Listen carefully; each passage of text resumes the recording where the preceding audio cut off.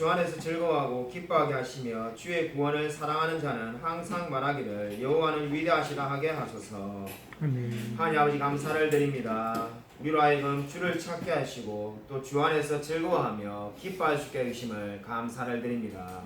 이러한 신앙의 고백을 담아 하나님께 나와왔습니다. 주님께서 우리 예배를 받으시고 우리 가운데 임재하여 주시옵소서.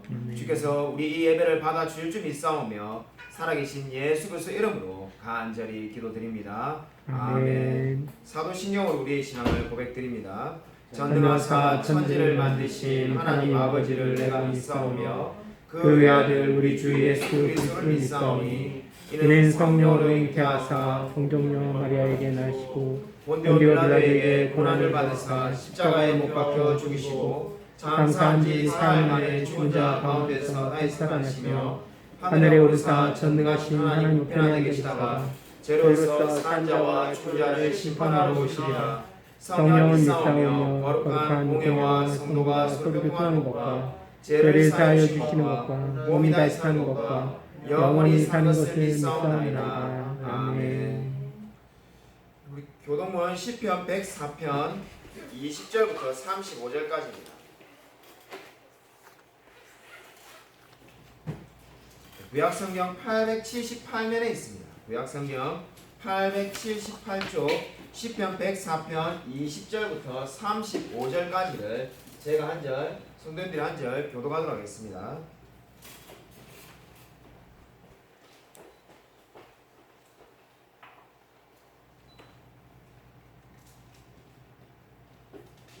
구약성경 878쪽 시편 104편 20절부터 끝절까지를 제가 한 절, 성도님들이 한 절 교독하겠습니다. 주께서 흑암을 지어 밤이 되게 하시니 산림의 모든 짐승이 기어 나오나이다.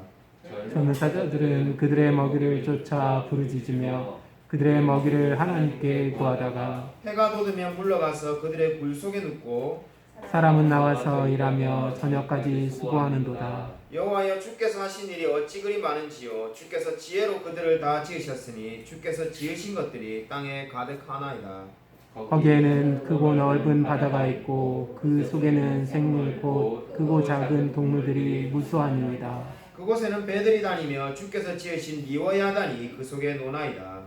이것들은 다 주께서 때를 따라 먹을 것을 주시기를 바라나이다. 주께서 주신즉 그들이 받으며 주께서 손을 펴신즉 그들이 좋은 것으로 만족하다가 주께서 낯을 숨기신즉 그들이 떨고 주께서 그들의 호흡을 거두신즉 그들은 죽어 먼지로 돌아가나이다. 주의 영을 보내어 그들을 창조하사 지면을 새롭게 하시나이다.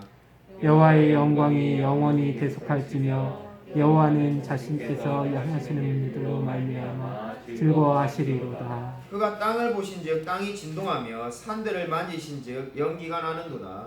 내가 평생토록 여호와께 노래하며 내가 살아있는 동안 내 하나님을 찬양하리로다. 나의 기도를 기쁘게 여기시기를 바라나니 나는 여호와로 말미암아 즐거워하리로다. 죄인들을 땅에서 소멸하시며 악인들을 다시 있지 못하게 하시리로다. 내 영혼아 여호와를 송축하라. 할렐루야. 아멘. 영사로 하나님께 찬양을 드리겠습니다.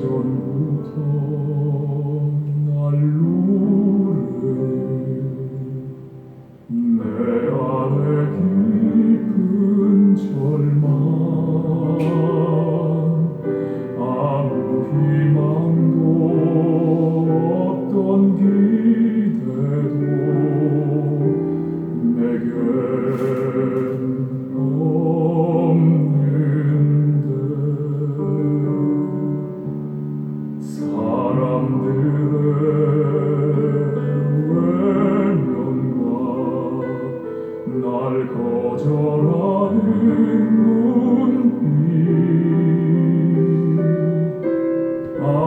상처로 짙은 어둠으로 깊이 빠져만 가는데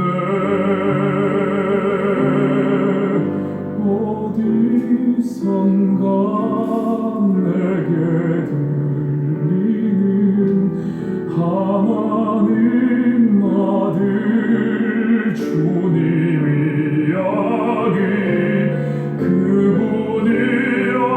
그분이라면 그의 옷자락이라도 내 마지막 소망이니 주님을 만났네 옷자락에서 전해지는 사랑 내게 임한 주님의 능력 날 놀린 아픔의 근원을 고치셨네 날 바라보시네 나의 연약함 주님은 아시네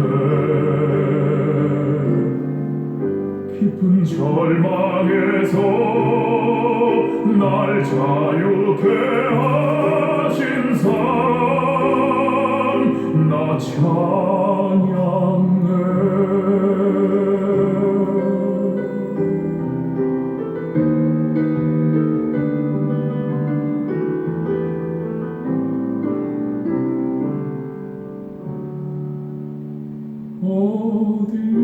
어디선가 내게 들리는 하나님 아들 주님 이야기 그분이라면 그의 옷자락이라도 내 마지막 소망이니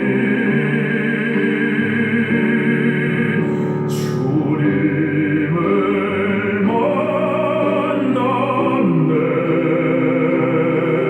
옷자락에서 전해지는 사랑 내게 임한 주님의 능력 날 놀리는 아픔의 근원을 고치셨네 날 바라보시네 나의 연약함 주님은 아시네 깊은 절망에서 날 자유케 하신 사랑 나 찬양해 깊은 절망에서 날 자유케 하신 사랑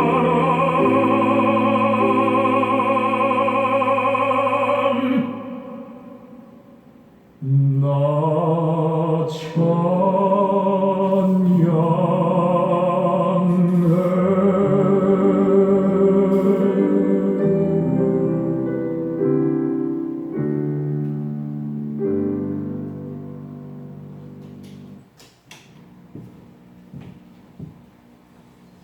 귀한 찬양 감사드립니다. 제가 흥기도 드리겠습니다.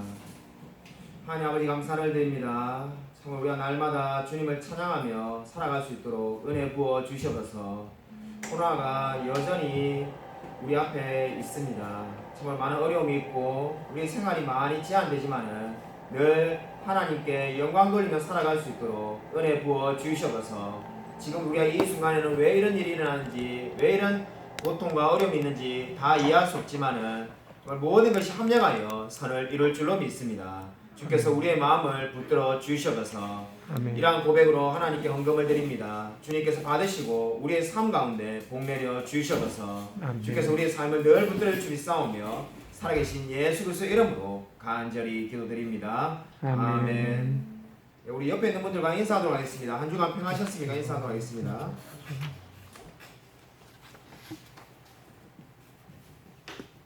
교회 소식 주보를 참고해 주시기 바랍니다. 우리 오늘로서 사도신경 강해를 마칩니다. 우리 지난 12주 동안 말씀을 전해왔는데 오늘로서 사도신경 강해를 마치고 다음 주부터는 또 다른 말씀으로 여러분에게 전해드리고자 합니다. 코로나 확산을 방지하고자 마스크를 필히 쓰시고 방명록의 이름을 꼭 기록해 주시기 바랍니다. 수요예배 동영상을 가지고 꼭 가정에서 예배를 드려주시고 온라인 순모임에도 적극적으로 참여해 주시기 바랍니다. 하이델베르 요리문답 제86문 하도록 하겠습니다. 우리가 우리의 공로가 전혀 없이 오직 은혜로 그리스도로 말미암아 우리의 비참한 처지에서 구원받는데 어째서 우리가 선행을 해야 합니까? 그리스도께서는 그의 피로 우리를 구속하셨고 또한 그의 성령으로 그의 살아가 우리를 새롭게 하시니 이는 하나님께서 베푸신 축복에 대해 우리의 삶 전체로 감사하게 하사 하나님께서 우리에게서 사랑을 받으시기 위함이며 또한 각 사람이 그 열매로 자기 이름을 확신하며 또한 우리의 경건한 삶을 통해서 우리 이웃들도 그리스도께로 인도하게 하시기 위함입니다. 아멘. 오늘 사도신경 강의 12번째 그 마지막 시간입니다. 오늘 성경 말씀은 데살로니가 전서 4장 13절부터 18절 말씀이 되겠습니다.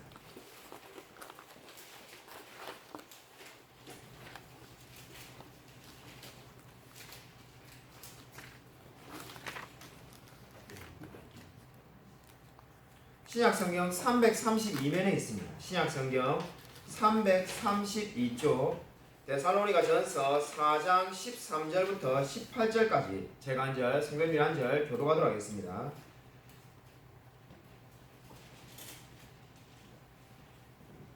형제들아 자는 자에 관하여는 너희가 알지 못함을 우리가 원하지 아니하노니 이는 소망 없는 다른 이와 같이 슬퍼하지 않게 하려 함이라. 우리가 예수께서 죽으셨다가 다시 살아나심을 믿을진데 이와 같이 예수 안에서 자는 자들도 하나님이 그와 함께 데리고 오시리라. 우리가 주의 말씀으로 너희에게 이것을 말하노니 주께서 강림하실 때까지 우리 살아남아 있는 자도 자는 자보다 결코 앞서지 못하리라. 주께서 호령과 천사장의 소리와 하나님의 나팔 소리로 신이 하늘로부터 강림하시리니 그리스도 안에서 죽은 자들이 영접하고 그 후에 우리 살아남은 자들도 그들과 함께 구름 속으로 끌려올려 공중에서 주를 영접하게 하시리니 그리하여 우리가 항상 주와 함께 있으리라. 그러므로 이러한 말로 서로 위로하라. 아멘. 오늘 설교 제목은 몸의 부활과 영생입니다. 12주에 걸쳐서 사도신경을 강의했습니다.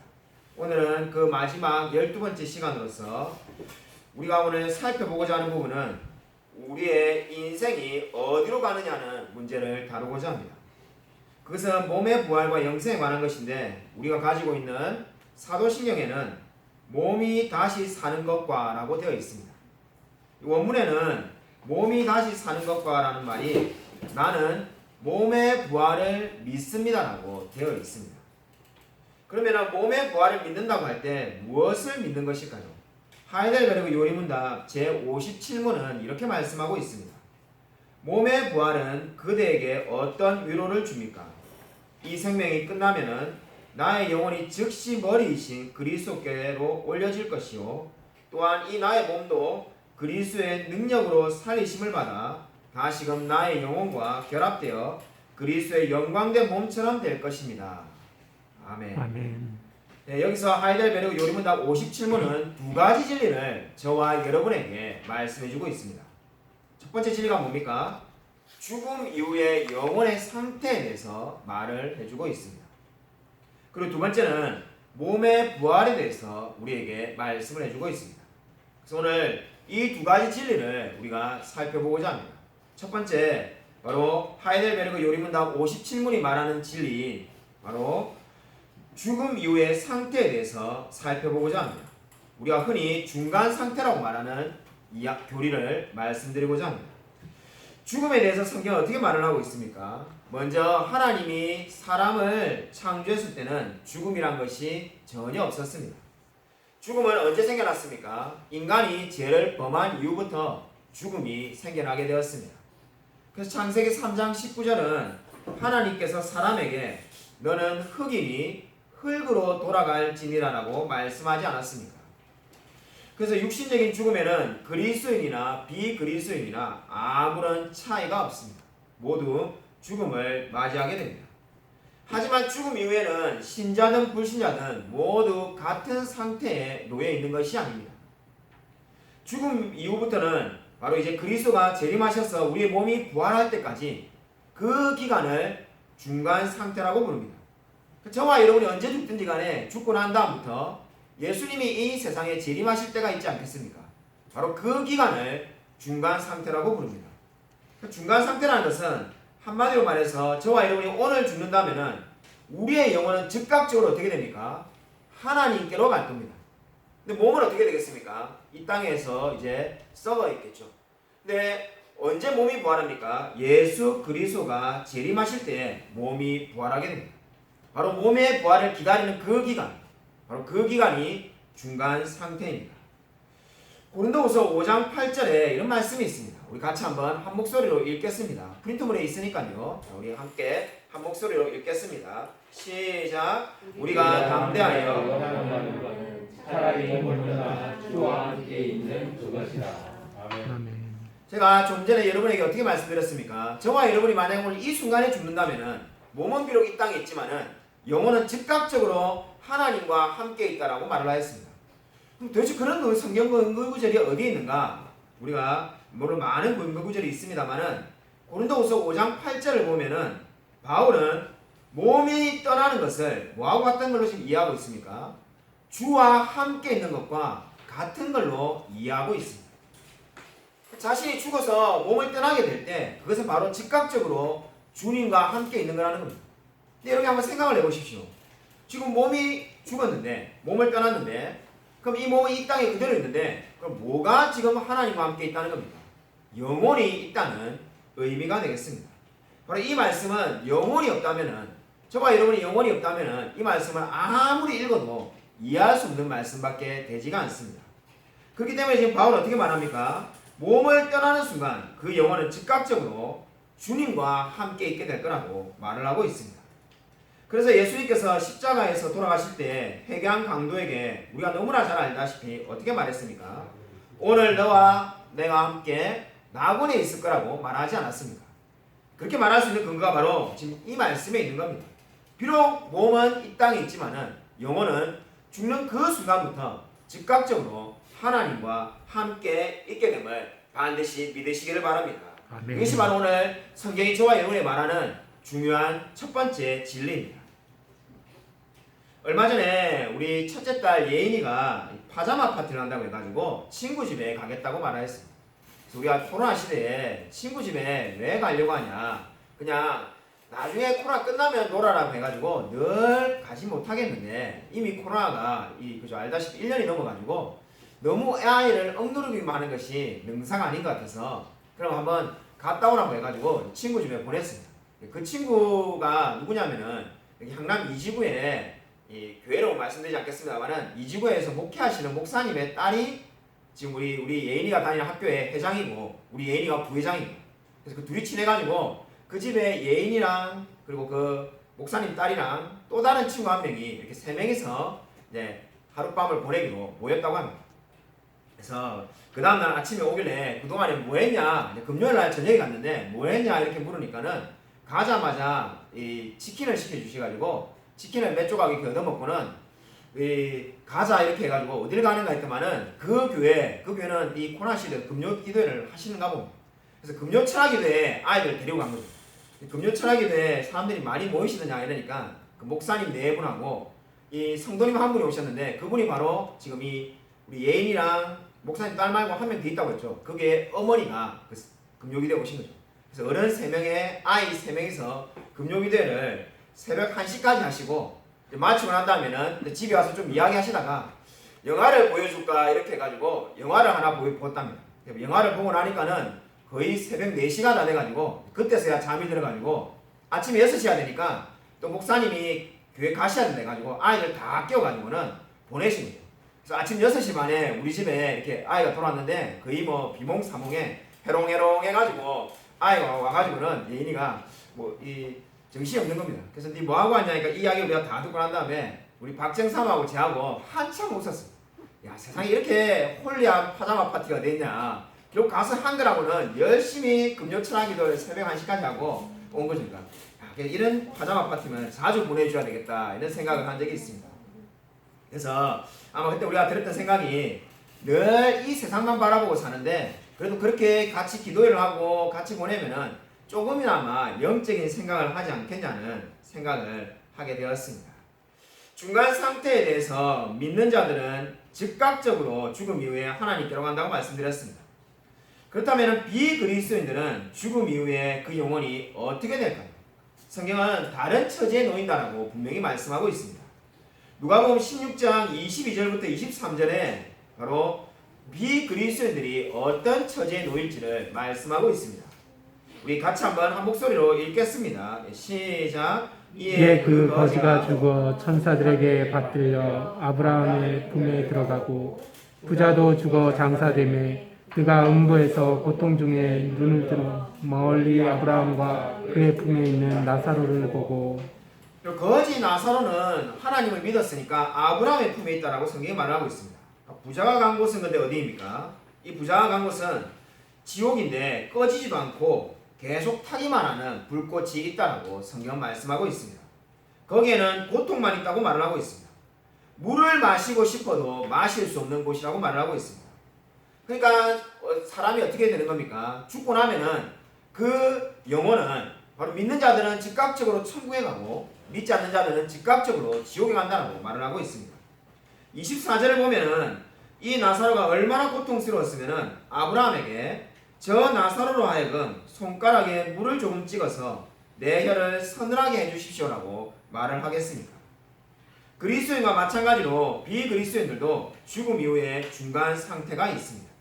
신자들이 주님 앞에 가서 몸의 부활을 기다리고 있는 것처럼 비그리스도인들은 음부에서 지옥에서 고통을 받으면서 주님을 재림을 기다리게 됩니다. 여러분은 죽음 이후에 어떤 상태에 들어가고 싶습니까? 나는 아직 죽어보지 못했기 때문에 죽음 이후의 상태를 믿을 수 없다라고 말해서는 안 됩니다. 그렇게 말하는 사람은 절대적으로 신앙이 없는 사람입니다. 그리스도인은 성경에 나와 있는 이 모든 진리를 있는 그대로 믿는 사람입니다. 아멘. 결국 현재의 신앙 고백이 어떻게 되는 겁니까? 우리가 죽음 이후의 모든 삶을 결정짓게 되어 있습니다. 죽고 난 다음에는 결코 다시는 기회가 찾아오지 않을 겁니다. 그러면 지금 살아있는 동안에 반드시 이 사도신경이 말하는 고백을 믿고 의지하시기를 주님의 이름으로 간절히 축원드립니다. 아멘. 여러분 매주 철로역정을 제가 강의하고 있습니다. 이 철로역정을 제가 강의하면서 이미 알고 있는 내용이고 이미 철로역정을 여러 번 읽었는데 다시금 새롭게 은혜를 받고 있습니다. 지난주에 제가 철로역정을 보면서 깨달은 바가 있었습니다. 그 깨달은 바를 여러분과 함께 나누고 싶습니다. 철로역정의 주인공인 크리스찬이 처음 집을 나설 때 이야기입니다. 물론 우리 아직 강의가 이미 철로역정의 중간을 넘어서고 있어가지고 이건 다 예전 부분입니다만은 이 예전의 내용이 제가 다시금 와닿았습니다. 철로역정의 주인공인 크리스찬이 처음 집을 나섰을 때 사탄이 어떻게 합니까? 이 주인공 크리스찬에게 의심을 불어넣고 싶어합니다. 그래서 이 주인공 크리스찬이 걸음을 옮기면서 계속 불안한 마음을 느끼면서 내가 어디로 빠지는 것이 아닌가, 잘못된 길로 빠지는 것이 아닌가라는 생각을 가지게끔 만들려고 합니다. 그래서 사탄이 크리스찬에게 무엇을 인용하며 이야기합니까? 로마서 9장 16절을 인용하면서 사탄이 유혹을 시작합니다. 로마서 9장 16절에 이렇게 말씀합니다. 그런즉 원하는 자로 말미암음도 아니요 다른 박질하는 자로 말미암음도 아니오라고 되어 있습니다. 그러니까 이 말씀을 사탄이 어떻게 지금 크리스찬에게 마음을 풀어넣습니까? 너가 지금 천성에 가려고 이제 집을 나서는데 원하는 자도 안 된다라고 말하지 않는다. 네가 지금 간절히 천성에 가고 싶지만은 원하는 자도 안 된다라고 말한다. 그리고 다른 박질하는 자도 안 된다는 거야. 너가 지금 열심히 천성에 가려고 다른 박질하지만은 그래도 안 될 거야 라고 의심을 불어넣습니다. 그러자 어떻게 됩니까? 크리스찬이 어쩔 줄을 몰라하면서 그 마음이 심하게 흔들리게 됩니다. 여러분 여기서 저는 두 가지를 깨달았습니다. 사탄의 이 전략 가운데 우리가 두 가지를 깨달을 수가 있는 것이 첫 번째가 뭡니까? 사탄의 유혹이 하나님 말씀을 인용하면서 유혹을 한다는 겁니다. 그냥 세상에 있는 수많은 말들로 크리스찬을 유혹하는 것이 아니라 사탄이 로마서 9장 16절을 인용하면서 지금 크리스찬을 인용하고 있습니다. 그러니까 유혹하고 있습니다. 두 번째로 제가 이것을 보고 깨달은 것은 사탄이 어떻게 했습니까? 로마서 9장 16절의 말씀을 온전하게 다 인용한 것이 아니라 자기에게 맞는 바로 앞부분만을 인용해서 지금 크리스찬을 유혹한다는 겁니다. 한마디로 말해서 반쪽 진리라는 겁니다. 이 사탄은 반쪽 진리를 가지고 지금 크리스찬을 유혹하고 있습니다. 근데 여러분 이 크리스찬이 고뇌에 빠져가지고 흔들리는데 어떻게 확신을 갖게 됩니까? 정말 거기서 굉장한 은혜를 받았는데 로마서 9장 16절에 사탄이 인용하지 않았던 마지막 부분을 떠올리면서 그 모든 유혹을 이기게 됩니다. 여러분 로마서 9장 16절은 원래 그런즉 원하는 자로 말미암음도 아니요 다른 박질하는 자로 말미암음도 아니오로 끝나는 것이 아니라 그 뒤에 어떤 말씀이 있습니까? 오직 긍휼히 여기시는 하나님으로 말미암음이니라. 아멘. 이 말씀을 떠올리면서 크리스찬은 위로를 받습니다. 그래 내가 원한다고 천국에 갈 수 있는 것도 아니고 내가 뛴다고 천국에 갈 수 있는 것도 아니지만은 오직 하나님으로 말미암아서 된다는 것을 크리스찬은 떠올리게 됩니다. 나를 긍휼히 여기시는 하나님께서 나를 반드시 천성에 보내주실 거라고 믿고 확신하며 그 신앙의 여정을 시작하게 됩니다. 여러분 이 말씀을 여러분 기억하시기 바랍니다. 여러분 이 크리스찬이 어떻게 위로를 받았습니까? 원하는 자도 아니고 다른 박질하는 자도 아니고 오직 긍휼히 여기시는 하나님으로 말미암아 자신이 승리하게 될 거라는 것을 믿었습니다. 저와 여러분도 마찬가지지 않습니까? 우리가 이 신앙의 여정을 어떻게 승리할 수 있겠습니까? 우리가 간절히 원해서도 아니고 우리가 열심히 뛰기 때문에 승리하는 것이 결코 아닙니다. 오직 우리를 긍휼히 여기시는 하나님으로 말미암아 우리가 승리하게 되는 줄로 믿으시기 바랍니다. 그리고 저와 여러분도 마찬가지입니다. 죽음 이후의 상태의 중간 상태라는 이 교리가 우리를 두려움과 절망으로 몰아넣지 않습니다. 왜 그렇습니까? 오직 긍휼히 여기시는 하나님으로 말미암아 우리가 하나님의 자녀로 이미 선택을 받았기 때문입니다. 그렇기 때문에 죽음 이후의 상태에 대해서 결코 두려워할 필요가 없습니다. 아멘. 우리가 그리스도에 되었을 때 이미 우리는 하나님의 선택하심을 받은 줄로 알고 죽음 이후의 상태를 두려워하지 않고 살아가게 되시기를 주님의 이름으로 축원드립니다. 아멘. 오늘 두 번째는 몸의 부활, 신자의 부활입니다. 오늘 우리가 읽은 데살로니가전서 4장 13절 14절 말씀을 보십시오. 13, 14절 말씀 보시면은 형제들아 자는 자들에 관하여는 너희가 알지 못함을 우리가 원하지 아니하노니 이는 소망 없는 다른 이와 같이 슬퍼하지 않게 하려 함이라. 우리가 예수께서 죽으셨다가 다시 살아나심을 믿을진대 이와 같이 예수 안에서 자는 자들도 하나님이 그와 함께 데리고 오시리라. 아멘. 그럼 사도 바울이 이 편지를 쓰게 된 배경이 무엇입니까? 당시에 복음을 믿는다는 이유 하나만으로 수많은 그리스도인들이 핍박을 받고 고통을 받고 있었습니다. 그리고 그들을 위해서 지금 이 편지를 쓰고 있습니다. 근데 그들에게 바울은 어떻게 말합니까? 한마디로 말해서 슬퍼하지 말라라고 말을 하고 있습니다. 아니 왜 슬퍼하지 말아야 됩니까? 지금 고통을 받고 있고 핍박을 받는데 눈물이 안 날 수가 없는데 왜 슬퍼하지 말라는 겁니까? 바울은 역사적인 사실을 믿는다면 슬퍼할 필요가 없다고 말합니다. 바울이 말하는 이유도 어디 있습니까? 예수께서 죽으셨다가 다시 살아나셨음을 너희들이 믿고 있지 않느냐? 그렇다면 어떻게 된다는 겁니까? 예수 안에서 자고 있는 자들도 하나님이 그와 함께 데리고 오신다고 말을 하고 있습니다. 한마디로 말해서 예수께서 어떻게 하신다는 겁니까? 죽으셨다가 다시 살아나셨기 때문에 지금 잠자는 자들도 다 하나님께서 데리고 오실 것이기 때문에 우리가 슬퍼할 필요가 없다고 말을 하고 있습니다. 그렇다면 우리의 몸이 언제 부활하게 될까요? 오늘 16절, 17절 데살로니가전서 4장 16, 17절을 보면은 우리가 언제 부활할지를 말을 하고 있습니다. 우리 한번 이미 읽었지만은 16절, 17절 말씀을 다시 한번 읽겠습니다. 시작. 주께서 오령과 천사장의 소리와 하나님의 나팔 소리로 친히 하늘로부터 강림하시리니 그리스도 안에서 죽은 자들이 먼저 일어나고 그 후에 우리 살아남은 자들도 그들과 함께 구름 속으로 끌어올려 공중에서 주를 영접하게 하시리니 그리하여 우리가 항상 주와 함께 있으리라. 아멘. 이 말씀을 보면 어떻습니까? 마지막 날에 일어날 일을 보여주고 있습니다. 예수님이 재림하시면은 먼저 누가 일어납니까? 먼저 그리스도를 믿다가 죽은 사람들이 일어난다라고 성경은 말씀하고 있습니다. 그리고 그 다음에 어떻게 일이 벌어집니까? 예수님께서 재림하실 때에 살아있는 자들은 그리스도를 맞기 위해서 공중으로 들려 올라가게 된다는 겁니다. 여러분 이 그림을 한번 상상을 한번 해보십시오. 예수님이 재림하실 때 먼저 죽은 자들이 어떻게 된다는 겁니까? 일어나고 그 다음에 만약에 저와 여러분이 오늘 예수님이 재림하신다면 우리는 이미 살아있는 사람이니까 우리가 공중으로 들림을 받아가지고 공중에서 주님을 만나게 될 거라고 말을 하고 있습니다.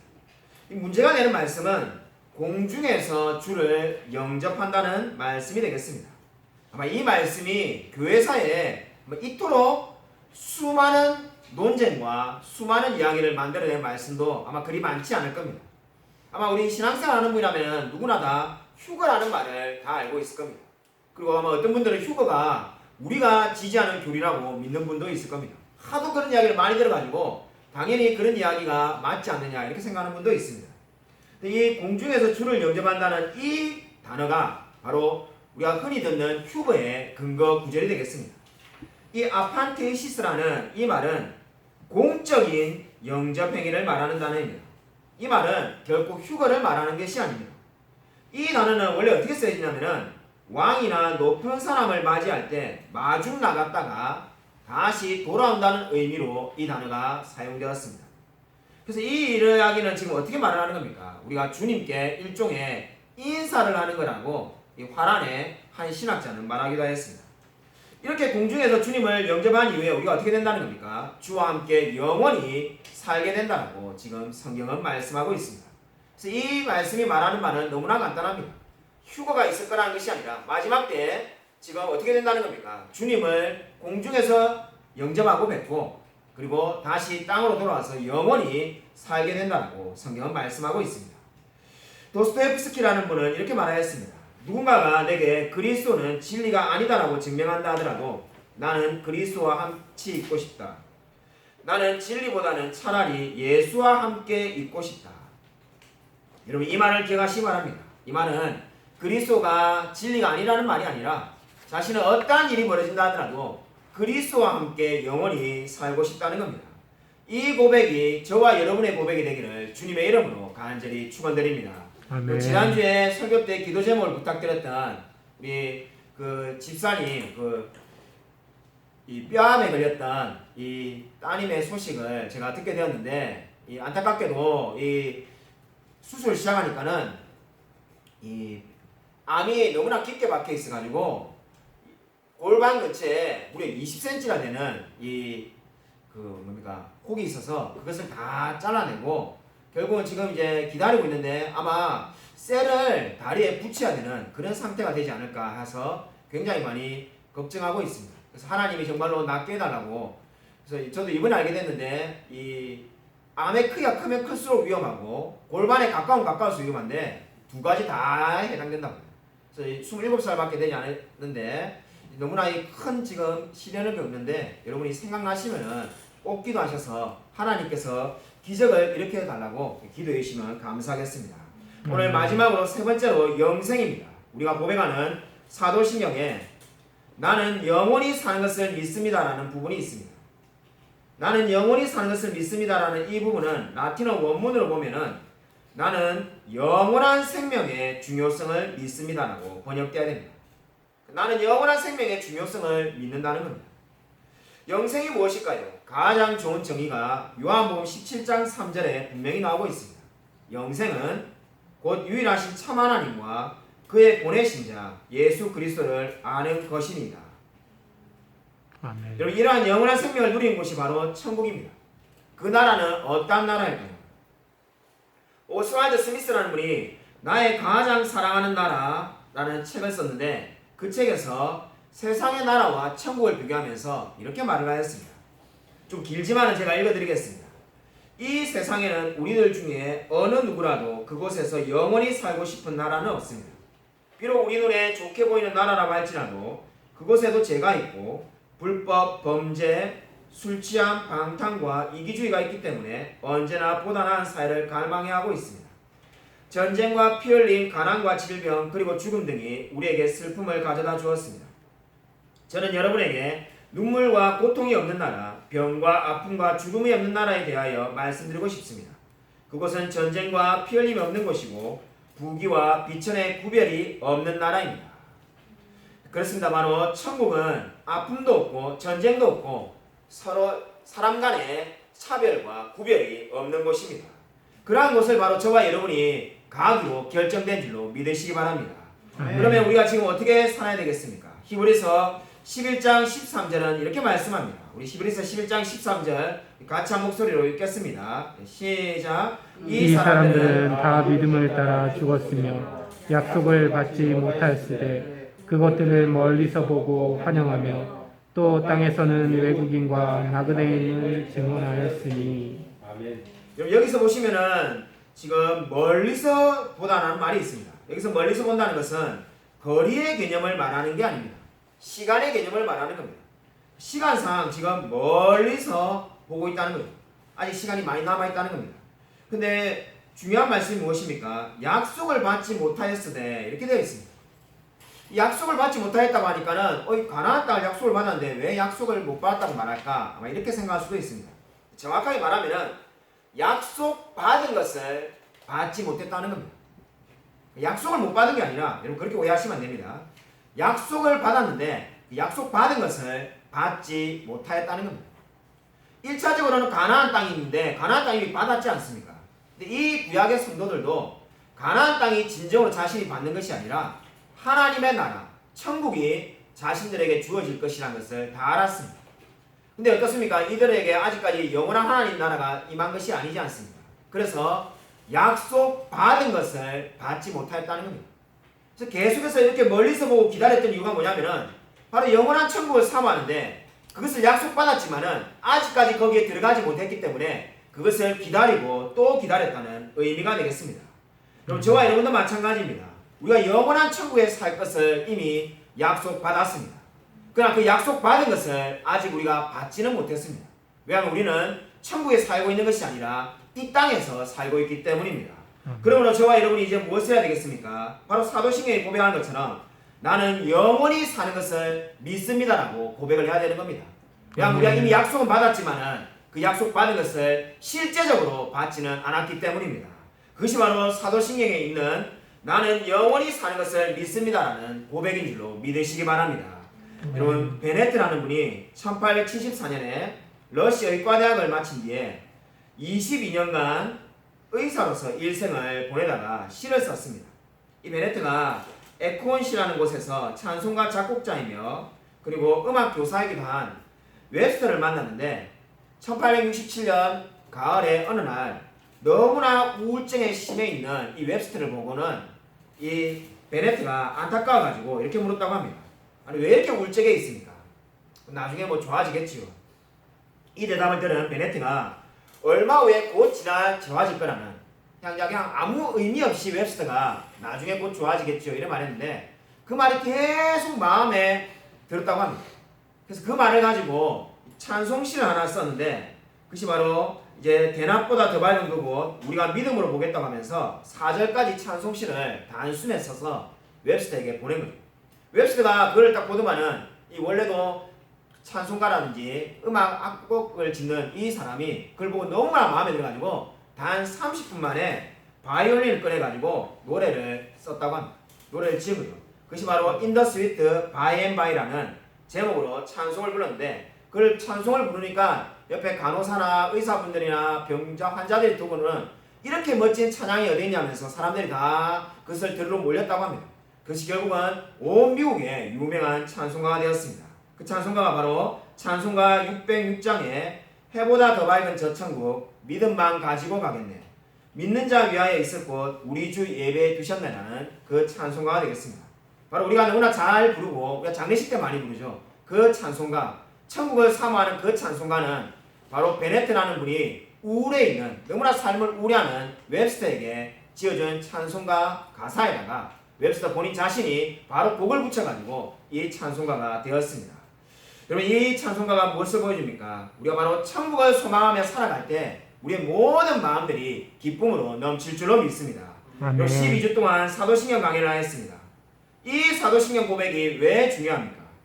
내가 믿고 의지하고 살고자 하는 모든 고백이 이 속에 들어있습니다. 아우구스티누스라는 분은 이 사도신경에 대해서 이렇게 말을 하였습니다. 사도신경은 간결하고 장엄한 신앙의 규범이다. 단어의 수는 간결하나 문장의 무게는 장엄하다라고 고백을 하였습니다. 사도신경은 사실 외우면 단어가 몇 개 되지 않습니다. 누가 이걸 못 외우겠습니까? 아우구스티누스가 말한 것처럼 단어의 수는 너무나 간결하지만은 문장의 무게는 너무나 장엄합니다. 그냥 우리의 모든 인생이 바로 여기에 달려있기 때문입니다. 여러분, 저와 여러분의 모든 신앙 고백이 여기에 들어있습니다. 아무쪼록 사도신경의 의미를 알고 고백하며 늘 이 신앙 고백대로 살아가는 저와 우리 모든 성도님이 되시기를 주님의 이름으로 간절히 축원드립니다. 이 시간에 우리 말씀을 생각하면서 사도신경의 고백을 생각하면서 이 시간 우리 1분간만 말씀을 놓고 묵상으로 기도하겠습니다.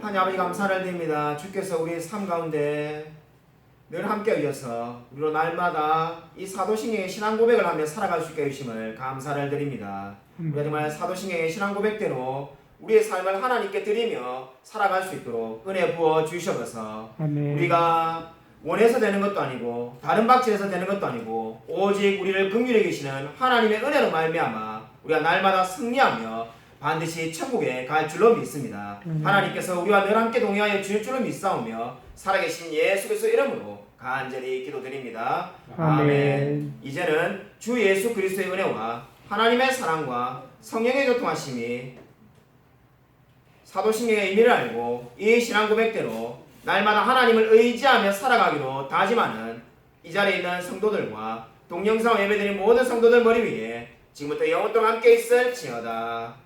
아멘.